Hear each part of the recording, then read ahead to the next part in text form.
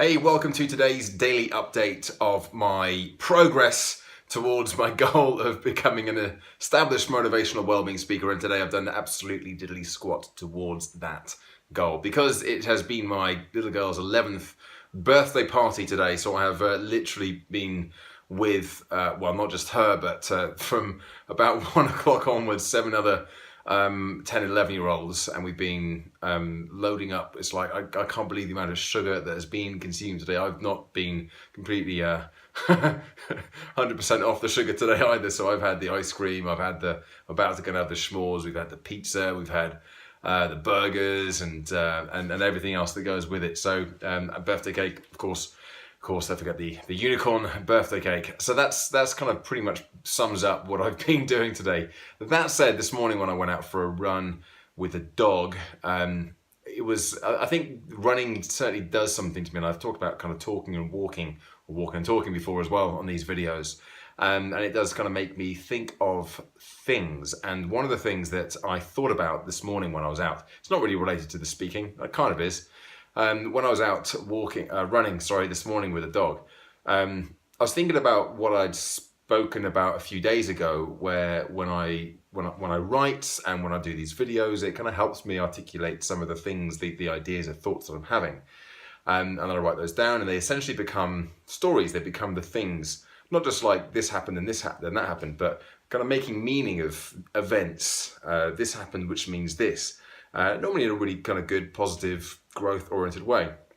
However, it also occurred to me as I was out running that this is exactly the same process that most of us have go through when we are creating meaning of every single thing that happens in life, all of the things that take place that aren't necessarily good stories, positive stories. And the reason it came to me like that was because, well, the reason it was relevant rather, was because when you have a story, it's very hard to start questioning it, to start unpicking it until you actually start thinking about that as a process.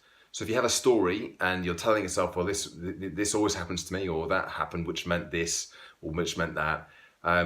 When you have that story, why would you ever question it? Because that becomes your belief, and your belief then gets wrapped up, packaged up, little bow on top. Here's the present, here's the gift, here's the story. Why are you ever going to unpick that and try and put it back together again in a different way unless you actually pay attention to it? So I love the idea of story. I love the idea of how beliefs, we articulate our beliefs by creating these stories. And I also love the idea that we can go back and we can completely change those stories. It's entirely possible to reframe anything that's happened to us and look at it from a different perspective if the way we're looking at it at the moment is no longer serving us. So anyway, this kind of all happened to me, this thought came to me, and often when that happens, when I'm out running or walking and I haven't got anything to write it down, I often forget about them. I come back and think, oh, what was that amazing idea? So I was kind of really happy that I managed to remember this one. I came back, journaled, still going with the journaling, wrote it down, and here I am now articulating again in this video, though not exactly clearly. I think I'm probably on the other side of a sugar rush myself this evening. And by the way, I'm in my hallway at the moment. It's the only quiet place. They've got a fire pit going at the moment. They're doing s'mores. That's right, my wife's out there. They are completely being supervised. Yeah, so the sugar fest hasn't quite finished yet, and it's 20 past 8 in the evening. I can't see any sign of it letting up any time soon. But hey, they got to learn somehow, right? They can't just be told. They have to figure it out for themselves sometimes. Anyway, that's my check-in for the day.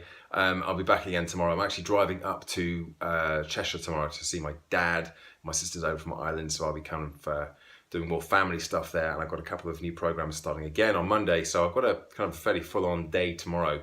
I'll be glad to get into the week to have a bit of a rest, to be honest with you, but I'll check in again tomorrow at some point and let you know if anything of note happens in my goal of establishing myself as a professional motivational wellbeing speaker. I'll check in again tomorrow. Bye for now.